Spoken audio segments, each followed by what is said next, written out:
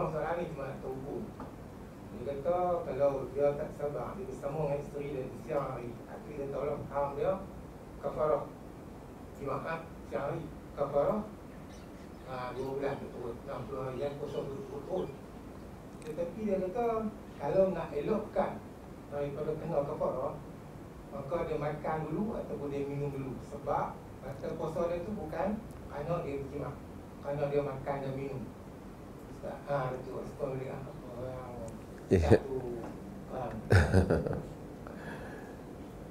Tuan-tuan, saya buat contoh yang lain.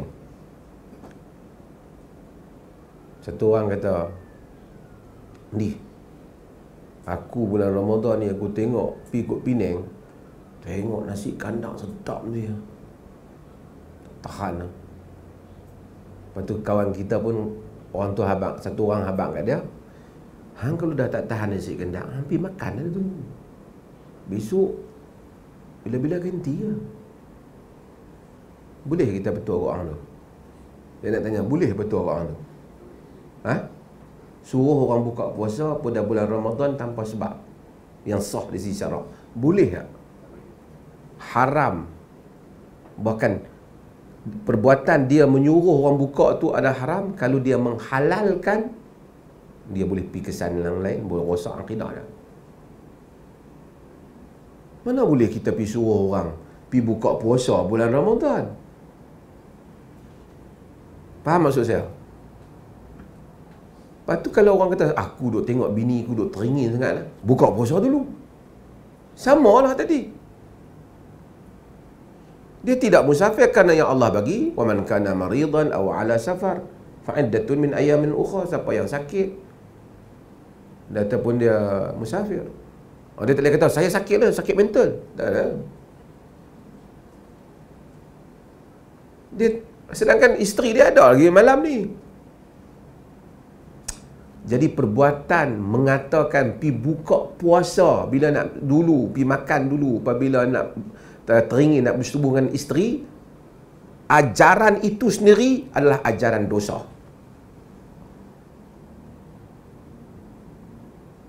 Kadang-kadang orang dia tak faham hukum syarak.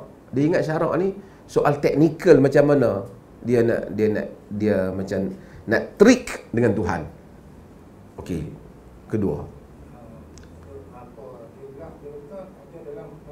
nanti dah sebut. Okey. Kedua ialah, pertama kita kena tahu buka puasa tanpa sebab bulan Ramadan hukumnya haram. Bukan dosa kecil ni, adalah dosa besar. Kemudian baru timbul masalah kifarat. Sama ada dia kena kifarat ataupun tak kena kifarat, hukumnya apa? Haram. Makan tadi makan, kalau buka puasa tengah hari teringin nasi kandang, tengok nasi kandang kawan kita pergi beli satu bungkus duk panas hari, buka puasa, boleh tak? Boleh tak? Itu pun tak kena kifarat. Dia bukan bersetubuh dengan nasi kandang. Dia tak kena kifarat. Boleh atau tak? Tak boleh. Okey. Kemudian kalau ada orang dia pergi makan dulu kemudian baru bersetubuh dengan isteri dia, yang ni bukan masalah dosa tak dosa. Ini masalah kena kifarat 2 bulan ke tak? Tang dosa memang berdosa. Ini dia salah. Tang berdosa memang berdosa. Dia kata dalam kitab, tak pernah Imam Syafi'i kalau daripada Imam Syafi'i kan duk suruh orang buka puasa, tak nak pasal-pasal.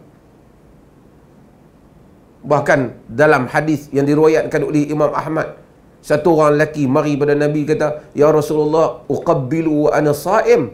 Wahai Rasulullah, aku cium sedang aku berpuasa. Nabi kata, "La. Jangan."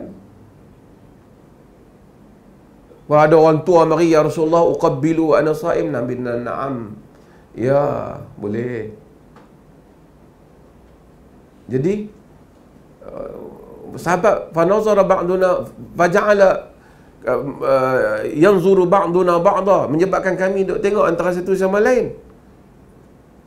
Lepas tu Nabi kata, aku tahu kamu tengok. Nabi kata, inna syaikha yamliku nafsah. Dalam sebagian riwayat, inna syaikha yamliku irabah. Sesungguhnya syekh itu menguasai dirinya. Sesungguhnya orang tua tadi menguasai kemaluannya. Maksudnya dia ni kena setakat cium-cium sajalah. Hak muda tadi kalau aku bagi cium, dia lajak lagi. Macam tu lah maksud dia. Kalau hak duk kahwin lama ni, tak ada apa kan. Dia cium pun setakat tu lah. Tapi kalau baru kahwin petang kemarin, seraya lah. Kan? Jadi itu maksudnya. Maksudnya Nabi tak kata, kalau hang nak cium tu, hang buka puasa dulu. Selagi lepas hang buka puasa, baru hang cium. Kalau terlajak pun tak apa dah. Ini bukan ajaran Nabi.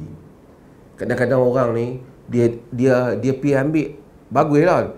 Apa nak sunnah Nabi? Pergi bubur lebais, apa? Serbai apa semua. Macam-macam benda-benda macam ni. Bukanlah saya nak kata tak usah pakai. Yang tu dia jadi berat sangat. Konten ajaran Nabi tu, yang tu dia tak faham ataupun dia main-main dengan benda tu. Okey, balik kepada kena kifarat. Baru soalan kedua, kalau dia makan dulu kemudian dia bersetubuh, dia kena kifarat ke tak 2 bulan turut-turut? Hak tu soalan dia. Tapi kalau tanya dia berdosa ke tak? Berdosa tak? Dia berdosa. Tapi isunya dia kena kifarat ke tak? Di kalangan para ulama yang menulis tentang satu bab yang dinamakan dengan Al-Hiyal. Hiyal ni helah. Macam mana helah nak bagi tak berdosa? Tak berdosa. Bagaimana helah nak bagi tak kena? Contoh, dalam Hanafi dah macam-macam. Kalau orang tu nak mencuri, nak elakkan kena potong tangan. Pada zaman potong tangan, dia kena rupa orang curi. Satu orang ambil barang, pindah, pergi kat tepi pintu. Satu orang ambil barang tu, jangan curi, pindah, pergi kat tepi jalan. Seorang lagi ambil daripada tepi jalan, buat pergi. Jadi semua tak kena potong tangan. Tapi curi, dia ada, semoga Allah mengampuni semua, ada di kalangan dulu-dulu penulis, mereka tulis bab ni. Tapi adakah tak berdosa? Berdosa tak? Dosa. Cumanya dari segi teknikal, memang mahkamah tak boleh jatuhkan hukuman potong tangan.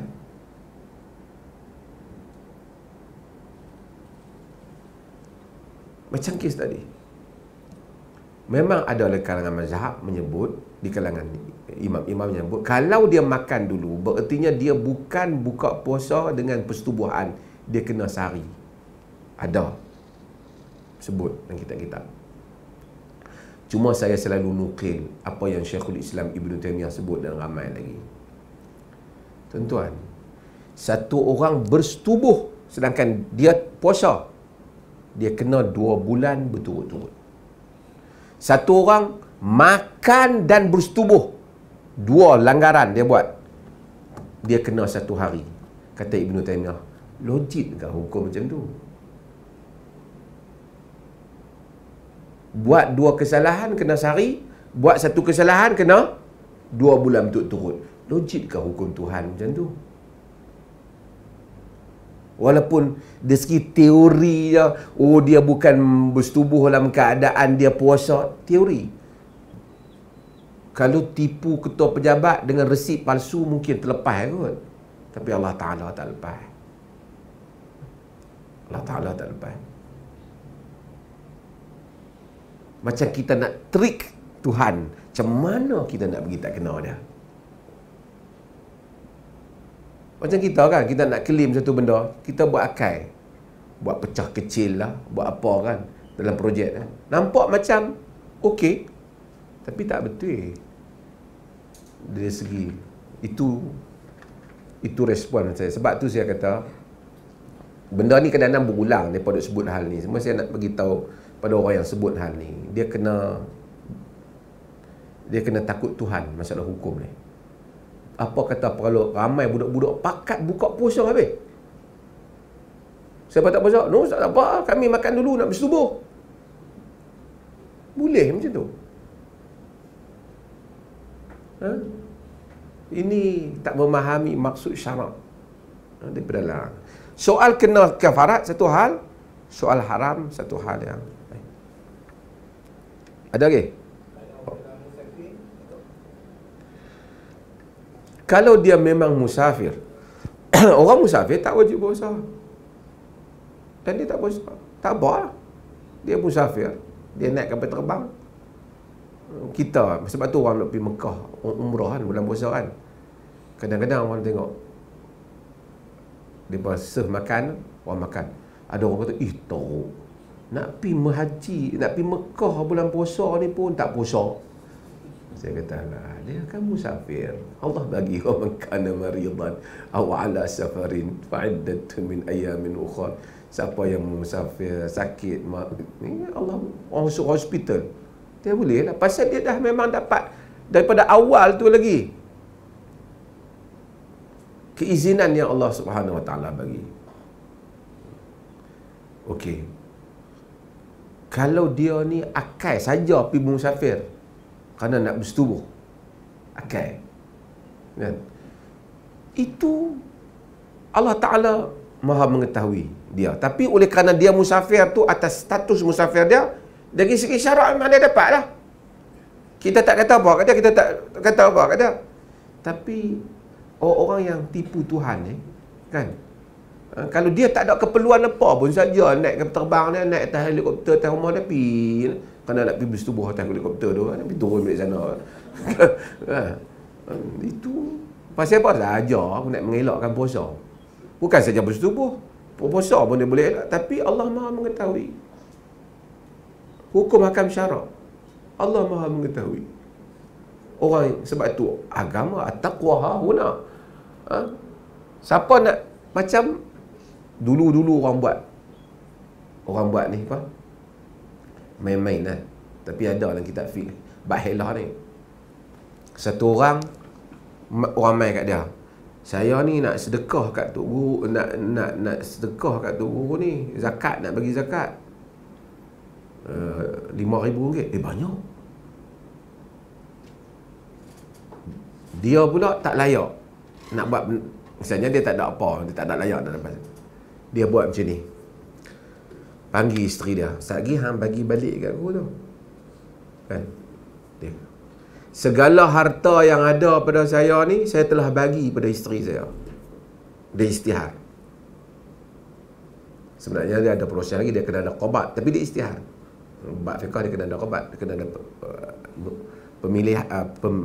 pemindahan lah.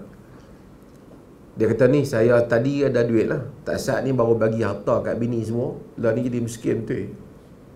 Boleh kalau nak bagi zakat. Nak buat akal boleh. Tadi tak boleh. Siapa?